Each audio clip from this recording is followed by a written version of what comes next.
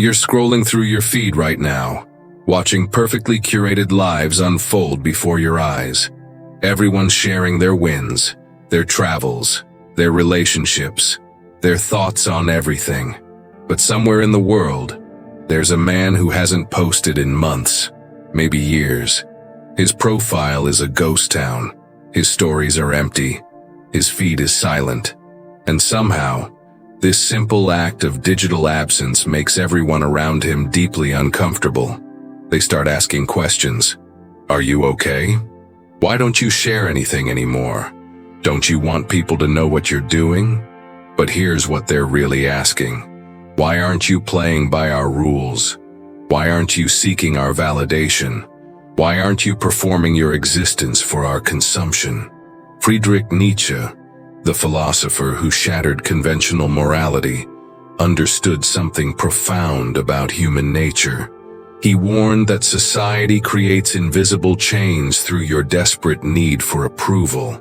And the moment you refuse to dance to its rhythm, you become dangerous.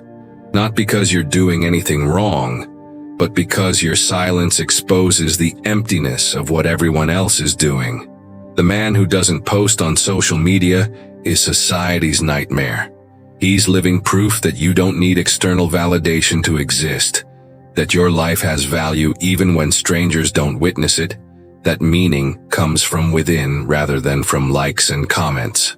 And that realization threatens everything our modern digital world is built upon. Stay with me, because what I'm about to reveal will shatter everything you think you know about connection, authenticity, and what it really means to live freely in this digital age. By the end of this video, you'll understand why your silence is more powerful than any post could ever be. Let me show you something that will change how you see every social media feed. You're scrolling through carefully curated lives, perfectly filtered moments, strategic vulnerability designed to maximize engagement, the perfect vacation photos that took 17 takes, the relationship milestones announced for maximum visibility, the success announcements crafted to inspire envy, disguised as inspiration. But here's what Nietzsche understood about human nature that most people miss. We've always been performers, seeking approval from the tribe.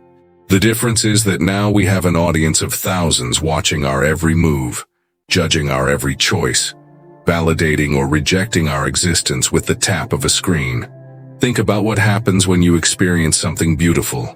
A sunset that stops you in your tracks. A meal that explodes with flavor. A moment of deep connection. What's your first instinct? For most people, it's to pull out their phone and capture it for social media. But notice what just happened.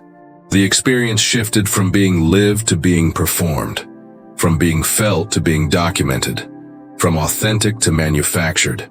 Nietzsche called this the herd mentality, the desperate need to conform, to be seen, to receive approval from the collective. He wrote that the individual has always had to struggle not to be overwhelmed by the tribe. But social media has made this struggle exponentially harder because the tribe is now in your pocket, demanding constant updates, judging your every move, rewarding conformity, and punishing silence. The man who refuses to post is doing something revolutionary. He's reclaiming his experiences from the performance economy. He's saying that his life belongs to him, not to an audience. He's choosing authentic experience over digital validation. And this choice terrifies people because it exposes what they're really doing. Trading genuine experience for social approval. Sacrificing present moment awareness for future engagement metrics. Performing happiness instead of actually feeling it. Here's what happens when you stop posting. At first, people reach out. Are you okay? Did something happen? Why did you disappear? But notice what they're not asking. They're not asking if you're happy or fulfilled. They're asking why you've stopped performing. Why you've stopped feeding the machine that validates their own performances. Because your silence is a mirror reflecting their emptiness. Every moment you're fully present without documenting it, you're proving that life can be meaningful without witnesses. Every experience you have without sharing it challenges their belief that unshared experiences don't count. Every day you spend building something real instead of curating something fake exposes the hollowness of their digital existence. Carl Jung talked about the shadow, the parts of ourselves we hide because society deems them unacceptable. But in our social media age, we've created a new kind of shadow. We hide not our darkness, but our normalcy, our struggles, our boring afternoons, our failures, our uncertainties. We only show the highlight reel, the edited version, the performance. And this creates what Jung would call a collective psychosis. Everyone is performing perfection while hiding their humanity. Everyone is pretending to be someone they're not. Everyone is wearing masks so convincing that they forget their own faces underneath. The man who doesn't post has removed his mask. He's integrated his shadow by refusing to hide his human experience behind filtered photos and carefully worded captions. He's whole because he's stopped fragmenting himself into public performance and private reality. And this wholeness is magnetic. People are drawn to him because he's real in a world of fakeness. He's present in a world of distraction. He's authentic in a world of performance. But they're also threatened by him because his authenticity exposes their inauthenticity. Watch what happens when someone discovers you don't post on social media. They start making assumptions. You must be hiding something. You must be antisocial. You must be afraid of judgment. But here's the truth they can't comprehend. You're not hiding from social media. You've transcended it. Nietzsche wrote about the Übermensch, someone who creates their own values instead of adopting society's values. Someone who lives authentically instead of performing for approval. Someone who generates meaning from within instead of seeking it from without. The man who doesn't post is practicing this philosophy. He's rejected the values of digital culture. Visibility equals importance. Engagement equals worth. Sharing equals caring. Instead, he's created his own values. Presence over performance, depth over breadth, authenticity over approval. And this value creation is what makes him dangerous. Because if you can decide that social media validation doesn't matter, what other social rules are actually just suggestions? Think about the psychology of posting. You experience something, document it, edit it, craft a caption, choose hashtags, post it. Then you wait. You wait for the likes to come in. You check how many people viewed your story. You read the comments to see if people validate your experience. But notice what happened. The original experience is now secondary to its digital reception. Your happiness is no longer intrinsic. It's dependent on external validation. This is what Nietzsche warned about when he talked about slave morality. You've made yourself a slave to others' opinions. You've outsourced your sense of worth to people who don't know you. You've given strangers the power to determine whether your experiences matter. The man who doesn't post has freed himself from this slavery. He experiences beauty for its own sake. He achieves things for his own satisfaction. He lives his life according to his own standards. And this freedom is what society cannot tolerate. Here's something that will make you question everything. The social media industrial complex generates hundreds of billions of dollars annually. But what exactly are they selling? Your attention, your data, your behavior patterns, your psychological vulnerabilities. Every post you make, every story you watch, every profile you visit, generates data that's sold to advertisers who use it to manipulate your purchasing decisions. But here's where it gets sinister. They're not just selling your data, they're selling your psychology. Social media platforms are designed by teams of engineers and psychologists specifically to be addictive. The infinite scroll that never ends. The variable reward schedule of likes and comments. The fear of missing out that keeps you checking constantly. The social comparison that makes you feel inadequate. These aren't bugs, They're features intentionally designed to keep you engaged, scrolling, posting, performing. Because the more time you spend on these platforms, the more data they collect, the more ads they show you, the more money they make. Nietzsche wrote that God is dead and we have killed him. But what he meant was that traditional authority structures that once gave people meaning had collapsed, and into that void rushed new gods. Social media has become one of these new gods. It tells you what to value, how to think, who to be. It rewards conformity with likes and punishes authenticity with silence. The man who doesn't post is committing digital heresy. He's refusing to worship at the altar of engagement metrics. And just like the heretics of old, he's viewed with suspicion, confusion, and fear. People ask him, how do you stay connected? But what they mean is, how do you exist without our constant validation? They ask, don't you miss it? But what they mean is, don't you miss performing for our approval? These questions reveal the psychological dependency society has developed. We've outsourced so much of our identity, our worth, our sense of connection to digital platforms that we literally cannot imagine existence without them. Jung talked about the collective unconscious, shared psychological patterns that influence human behavior. But in our digital age, we've created something new, a collective consciousness mediated through screens. We think together through trending topics. We feel together through viral content. We exist together through mutual performance. The man who opts out of this collective consciousness hasn't lost connection. He's found a deeper connection to himself, to the present moment, to real relationships, to authentic experience. But to those still trapped in digital consciousness, his absence feels like death. Because in their world, to not post is to not exist.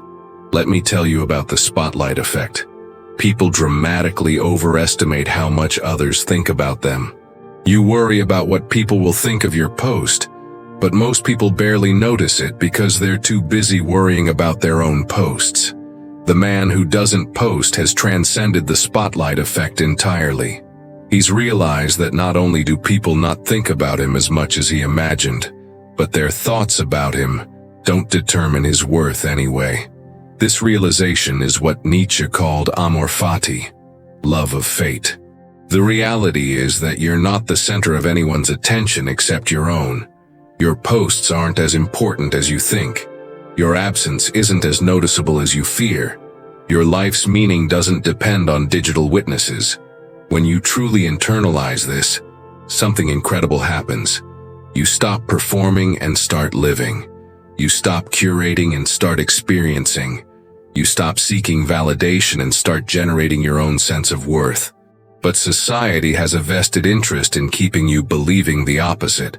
Capitalism needs consumers, and the best consumers are insecure people seeking external validation through purchasing. The man who doesn't post is a threat to this entire economic system. He's not consuming to impress. He's not buying to signal. He's not paying for digital validation. He's discovered that meaning is free, connection is analog, and worth is internal. Think about how different his daily experience is.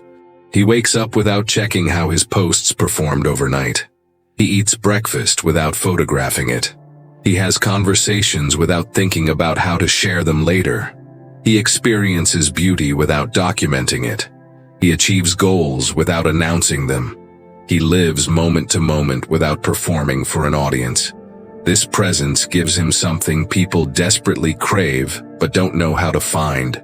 Authenticity. Real, unfiltered, unperformed authenticity. And people can sense it.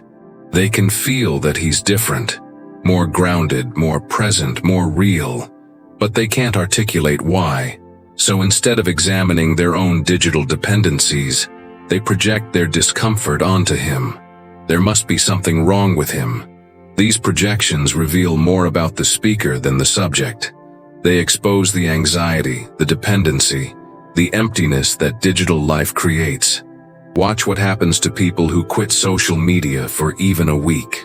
At first, they experience withdrawal symptoms, anxiety, restlessness, the phantom urge to check their phones. This isn't metaphorical addiction, it's literal. Social media platforms trigger the same dopamine responses as gambling and drugs.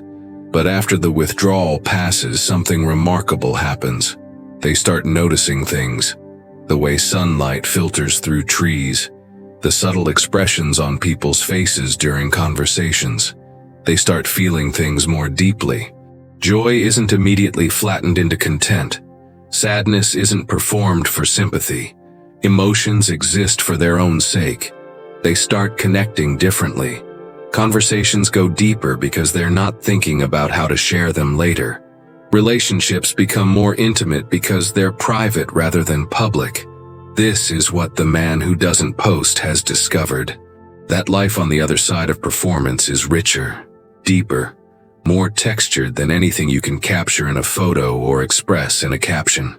Jung called the process of becoming who you truly are individuation. The man who doesn't post is individuating in real time. He's shedding the false self that social media cultivates. He's discovering his authentic self underneath. And this authentic self doesn't need an audience to validate its existence.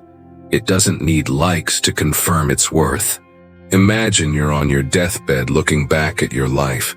What do you remember? The experiences you had or the posts you made about them? The relationships you built or the followers you accumulated? Nobody on their deathbed wishes they'd posted more. Nobody regrets not having a larger social media following. But countless people regret not being more present, not going deeper in relationships, not living more authentically because they were too busy performing. The man who doesn't post is living with death awareness. He knows his time is limited, and he's choosing to spend it on things that actually matter. Real relationships rather than digital connections. Actual experiences rather than curated content. Personal growth rather than public performance. This awareness gives him clarity that performers lack. Nietzsche's concept of eternal recurrence asks a powerful question. If you had to live your exact life again forever, would you choose it? Would you choose to spend those hours scrolling, posting, seeking validation? The man who doesn't post has answered this question. He's chosen a life he'd willingly repeat forever. Not because it's perfect, but because it's real. Not because it's impressive, but because it's authentic. Your life is happening right now. Not in the future when you get more followers. Not in the past when that post performed well. Right now. This moment. The man who doesn't post knows this. He's here, fully present, while everyone else is somewhere else, performing for people who aren't paying attention. You're standing at a crossroads. Down one path lies comfortable performance. Keep posting. Keep seeking validation. Keep trading your presence for digital approval. Down the other path lies something rarer. Living so fully that documenting becomes irrelevant. Being so present that posting feels like a distraction. Connecting so deeply that digital interaction seems superficial. This path offers no external validation, but you'll know something performers never discover.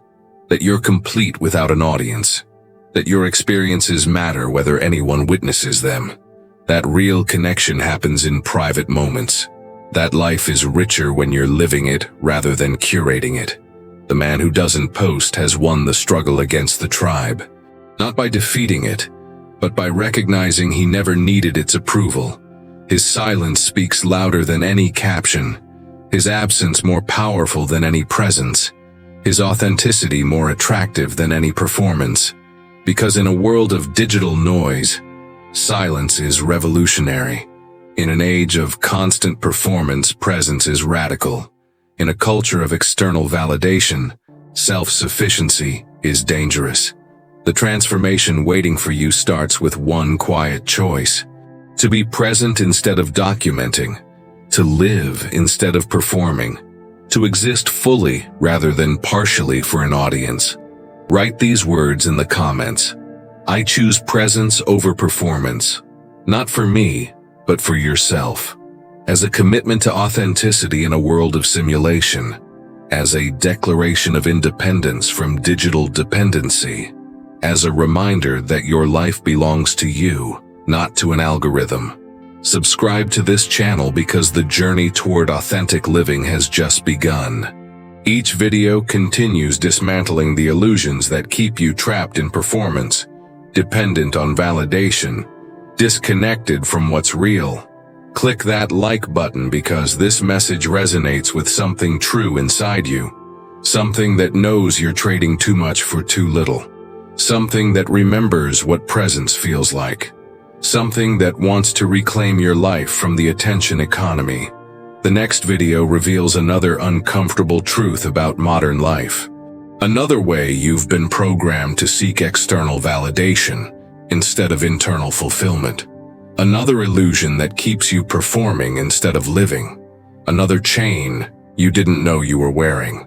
This journey toward freedom requires courage because every step away from performance feels like stepping into darkness. But that darkness is where your authentic self waits, where real transformation happens, where you discover who you are without an audience. The path forward isn't easy, but it's the only path that leads to genuine fulfillment. The man who doesn't post has already chosen. The question is whether you have the courage to choose the same.